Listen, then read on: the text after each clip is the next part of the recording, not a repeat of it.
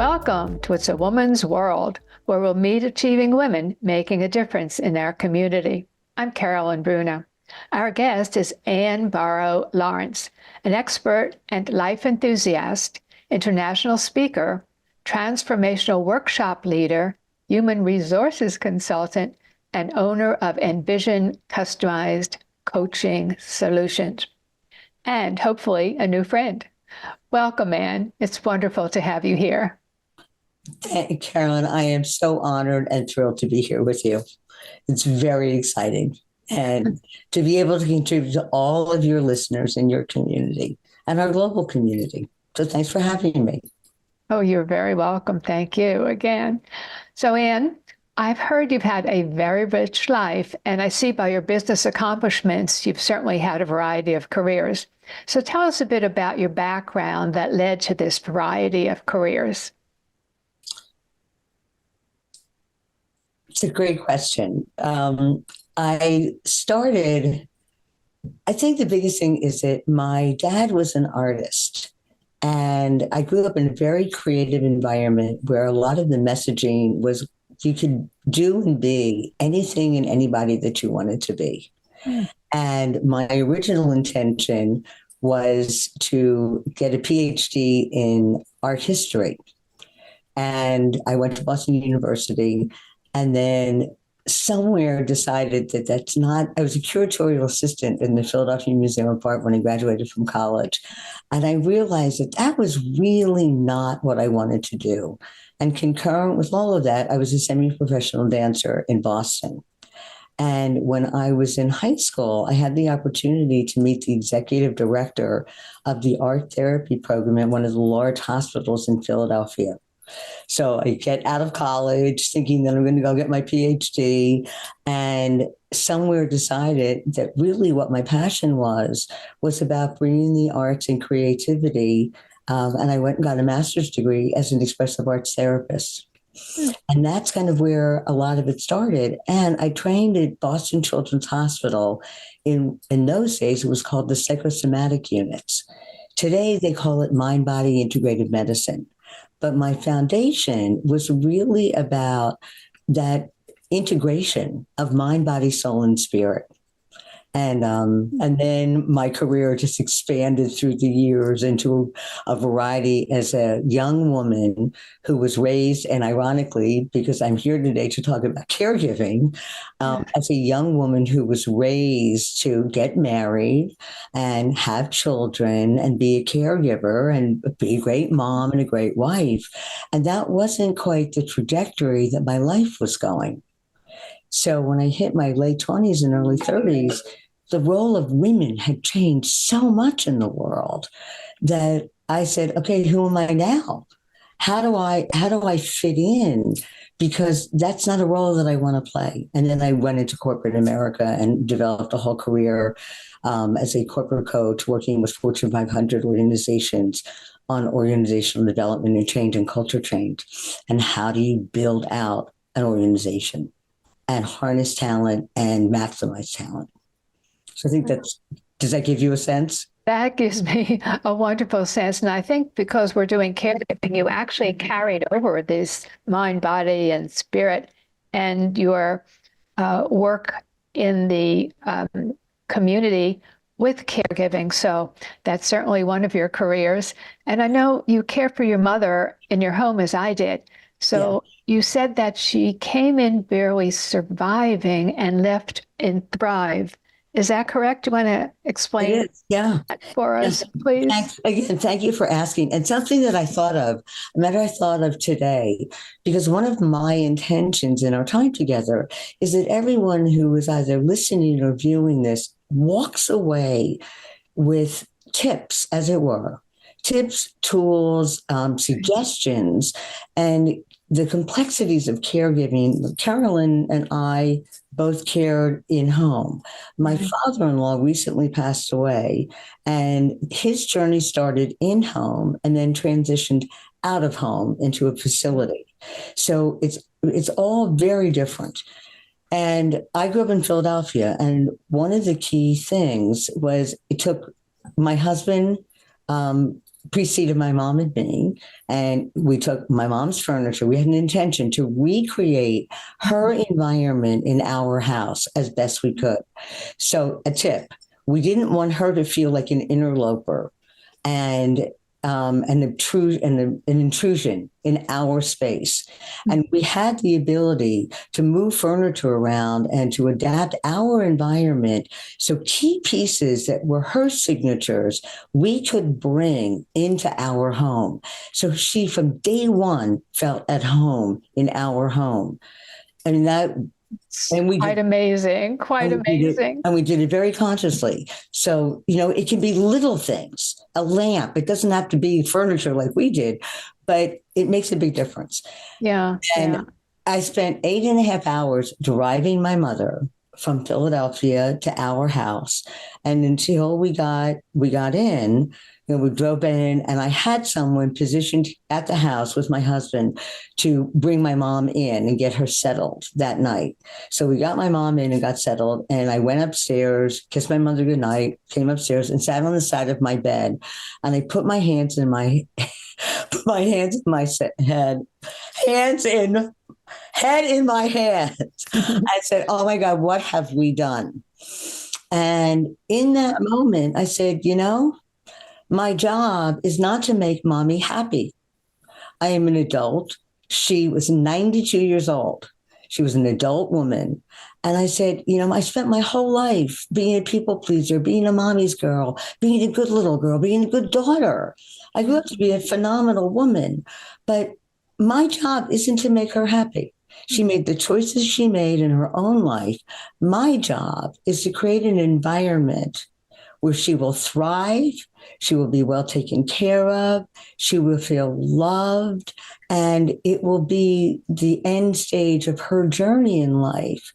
But that I will create the environment and the way I said it was for her soul to go on its own journey as she at some point will leave her body. That was the turning point. And again, this is, something that I offer people is be clear what your role is and what your job is, because it's so multidimensional, and it made a huge difference. Yeah. I was not going to do the good little girl happy dance with my mom. That was huge. So knowing what your intention is, what your aim is, what your role will be as best as you can anticipate is really critical, I think, for anyone before they embark upon a journey of caregiving. Yes, because a caregiving journey is not easy, as we both know from caring for our parents, our mom, rather, in our homes. Yeah. And you told me something about your brother and a dare he gave you. Would you please explain that to us?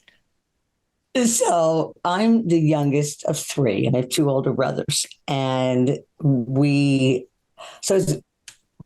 brothers are physicians and very conscientious in terms of, they were in Philadelphia where my mom was, and very conscientious about her care. And I was in Boston, so I was on the phone, but I would go visit all the time. But I really wasn't like boots on the ground taking care of my mother.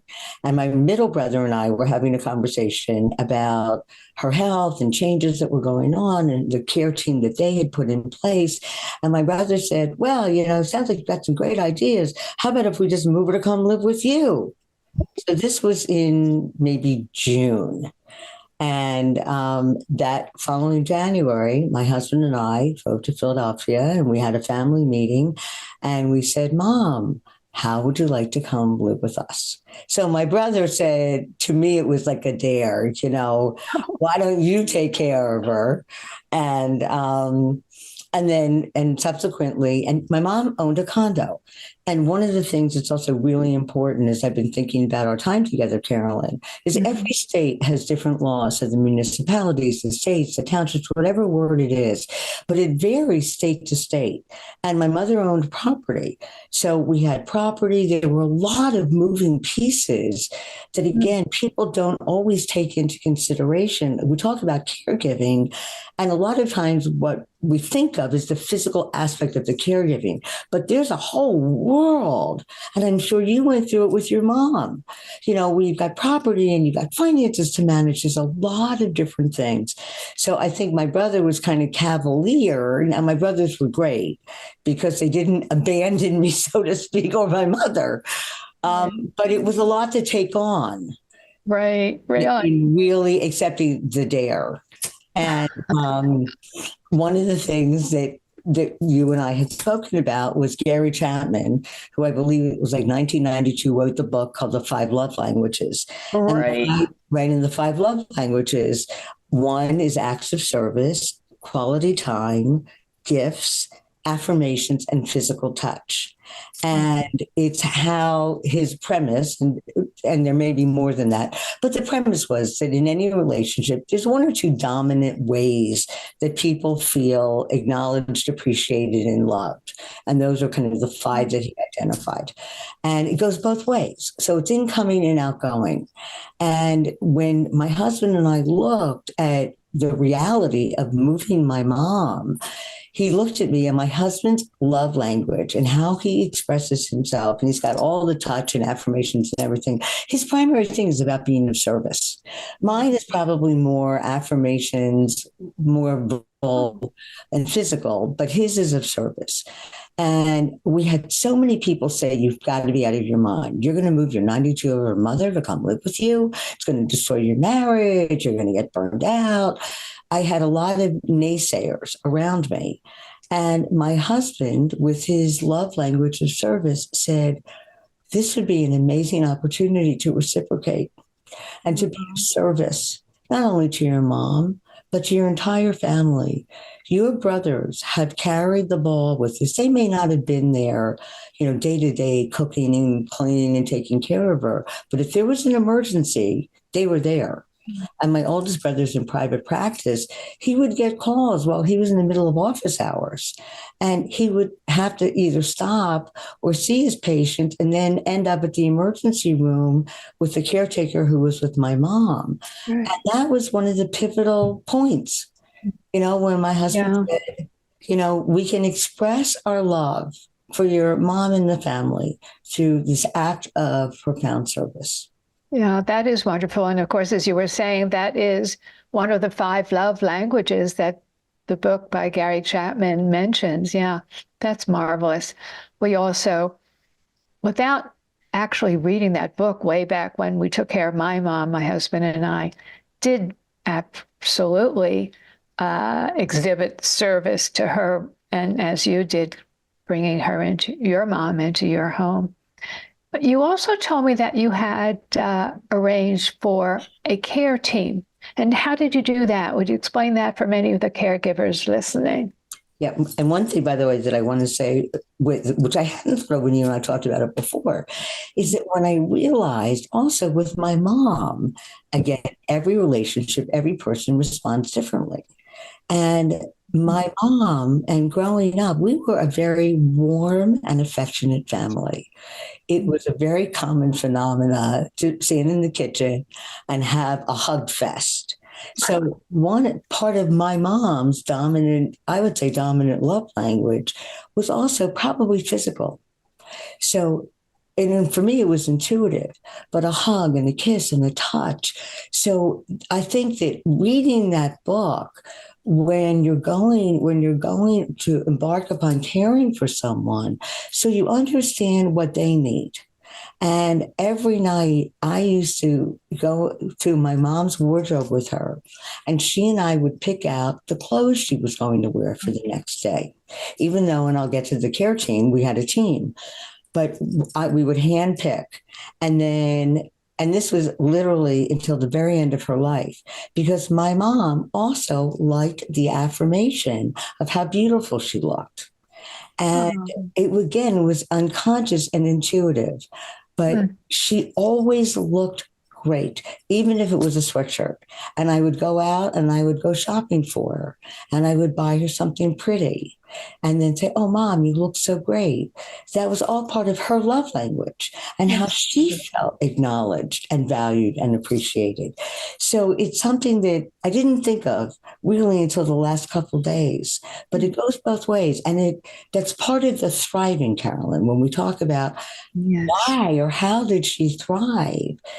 It was those nuances beyond the physical actions of taking care of her.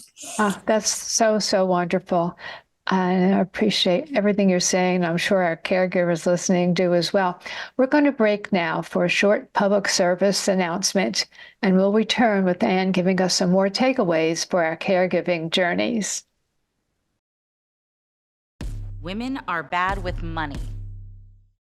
That's what the world's been saying for centuries. But now we've got something to say. Save it. It's time to save ourselves by saving our money. Until we're no longer 80% more likely than men to live in poverty in retirement. Save it. The falsehoods, the feelings of fault. Then, the funds. Learn how to save for your retirement at WeSaySaveIt.org. Welcome back. We're speaking with Anne Borow-Lawrence, telling us about being a caregiver for her mom, as well as some takeaways that we can use in our caregiving journeys. Anne, you used your care building that you had learned from your human resources position to build your mom's care team. So please tell us about building your mom's care team. So one of the things that I want everybody to know, and unless you've been living under a rock as an adult, whether it is taking care of a spouse or a child or a parent like Carolyn and I did, we all have capacities and talents. If we've been working and we've had careers, there are so many skills and talents that we have that we may not. I think that when we're thinking about caregiving, it's so emotional and they're so multidimensional that we forget that we do have talents that we can incorporate as we're embarking upon building a care, quote unquote, a care team. So I have an HR background, and I also did leadership development in Fortune 500 companies and team building. And I was a recruiter. So how did I build my team? I harnessed all of my recruiting experience. I talked to people. I went to community resources. I got referrals. And that's where I started with building the team so that when my mom came from Philadelphia initially, I had people in place. Now, eventually, because of the funding and the resources available in the state of Massachusetts, I was able to release that team. And then I used another resource, and then they were my partners. So the people who helped us, I was on the team. My husband and I actively took care of my mother. So we had shifts of people that came in. Mm-hmm. I did all of the infrastructure. We had a logbook. I mean, I capitalized on my management training and my management skills, and basically was the project manager of my mom. I was the lead care provider. And then I had a team that I worked with, and they were in communication with each other. They weren't necessarily a team on the post together, but they were a team that we assembled. And it took time. And that was one of the things people used to say to me, oh my goodness, it's so difficult to find really great people. And I would say, I don't know about that. And one of my commitments, as I did when I was building organizations, I said my house was a mini organization. And I was committed that the experience that the people that were part of this care team from my mother, I could never do what they did, not only physically, emotionally, every aspect of it. That was not my path. It was theirs. And I honored and appreciated their love and their care and their talents. And my mother was not easy. And there was one woman in particular who looked at me and she said, how is it that you're so nice? Your mom is really nasty. see. I said, well, she wasn't like this before. She's not real happy that we upended her. And as much as she loves being with us, she's not real excited about this. But she said, if it weren't for you, I would have quit a long time ago. Yeah, it's very interesting. We could just go on together forever. But I also try to do things to make the caregivers and my mom closer. I would bring them together and talk about, I would have games for them to play together, and I would be one of the people, pick up sticks, things like that, and other things that they appreciate each other. And Yes. so, although luckily my mom was very sweet, I never had to worry about that, and people wanted to be with her. But I understand that's that's kind of rare. Most people, well, when they're sick, when people are sick, it's very hard to be nice. I don't know if I could be that nice when I'm sick. And my mom was ornery. By the way, one thing that I want to make sure I mention, and this is a key piece. Yeah. One of the women on the team had, she'd been in social service for years. She was European, and she was a drummer. And when she was a young woman, she toured all throughout Europe playing the drums, a jazz musician. And she was a master knitter. And when you said about playing games, we started, and creativity is one of the key pieces with this whole process with my mom. I got to be creative, and we expanded her creativity. And this woman helped my mom get back to knitting. And my mom at 92, 93, and she had macular degeneration. So I would work on these projects with her. So it was something that this caregiver shared with my mom, like they did with pickup sticks, and I shared. And my mother started to make scarves for every member of the family. And it gave her purpose, and it was creative. And we would go and pick out the yarn, and we would work on it together. But there was a bond that got created with this particular caregiver. And then it opened the door for me looking for ways that she could connect with each one of the different women. And they were primarily women that took care of her. So thank you for the reminder about that. You're welcome. Yeah, it was great. Yeah. Well, let me ask about the stress and your stress, because caregiving can be extremely stressful. And I know you're pulling from your background and you have many management skills, but there's still stress there. So what did you do for your own stress? I think that I have a lot of practices that are my practices. Like I meditate. I do yoga. I do Pilates. I would talk to my husband. That was like a big one. Or my brothers. I would reach to my community. And I didn't complain. But I gave myself permission to just share with people the frustrations or the challenges or the difficulties that I was going through. And not feeling guilty. And I have to tell you, one of the things that was really amazing was one of the women who was taking care of my mom, because every time I would leave the house, I would have an anxiety attack. That, God forbid, something would happen to my mother. Well, you want to talk about stress. I go to the supermarket. Right. I mean, it's 5 minutes away. So the stress is not only the stress of someone living, and I have no children. So my husband and I had a home with one other person. That was the two of us in that house. One day and overnight, I now have strangers in and out of my house, and my mother, who I hadn't lived with from the time I was 17 till I was 60. Yeah. Talk about stress. I left home at 17, and now I've got my mommy with all of my mother's behaviors and everything else. And that was stressful. And one of the things that was really amazing, my older brother and sister-in-law came to visit, and my mother was very bossy. So a lot of times the stress isn't stress that we would think of. I think there's all the normal stress of the responsibility of taking care of someone, and God forbid they have an accident or something happens, and anything. There's all that's there that I think is very stressful. Right. And so that's kind of a foregone stress. But my brother and sister-in-law were coming to visit, and my mom said, sort of bossing me around my own house about cleaning or putting something away so the house would look nice for my brother and sister-in-law. And I got on the phone with a friend of mine, and she said, all your mom wants to do is contribute to you. And I'm sure it's really frustrating for her because she was ambulatory, but not ambulatory enough to help me clean the house for company, which she would want to do. And she said, so can you appreciate that she just wants to contribute? She's not criticizing you. She just wants to contribute and say, Mom, thanks for having good eyes and for noticing that speck of dirt on the rug that I didn't see.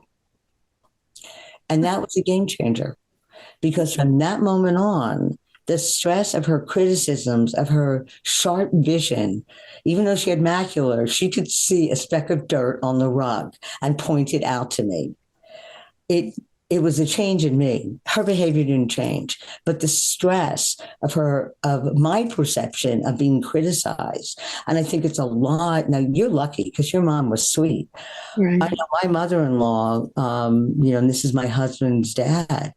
He was ornery before he started to have challenges and became nasty and hurtful.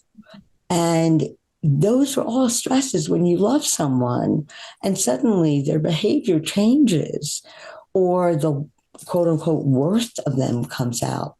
So to me, that's just a whole other dimension of stress that people, I don't think, talk about a lot when we talk about caregiving.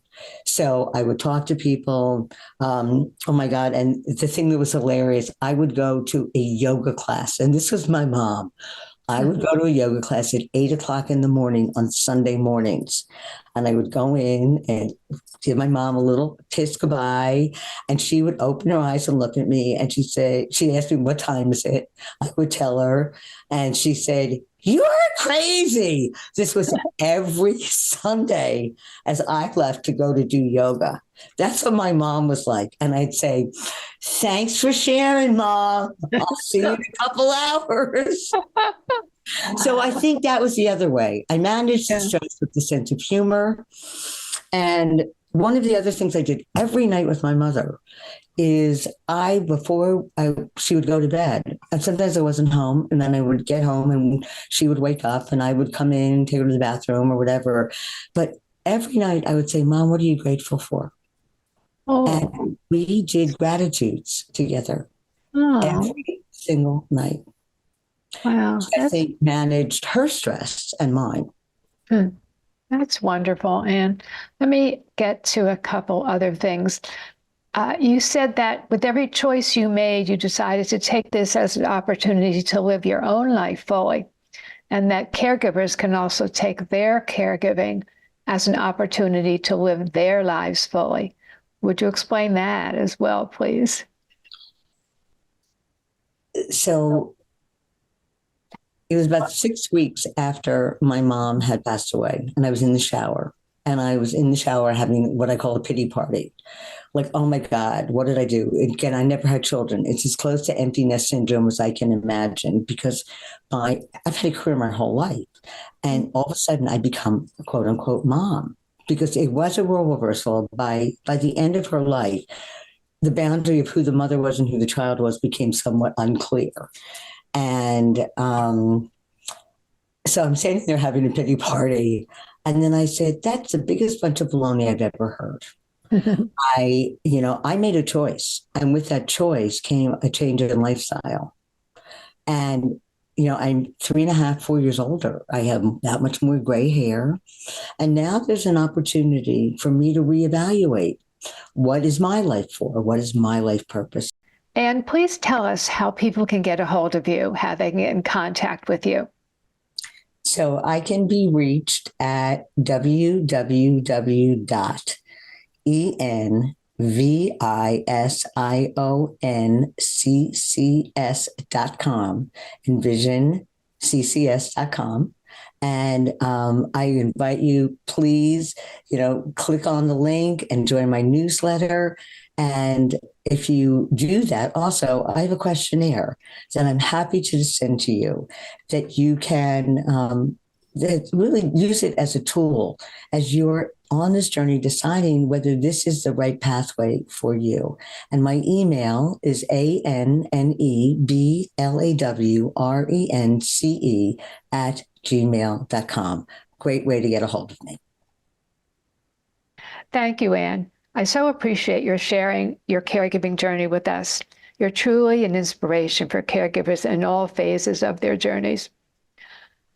I hope you've enjoyed meeting Ann Borow-Lawrence as much as I have, and that you've been inspired to make your caregiving journey as easy as you can by finding your own creativity in both the rewards and the challenges of caregiving.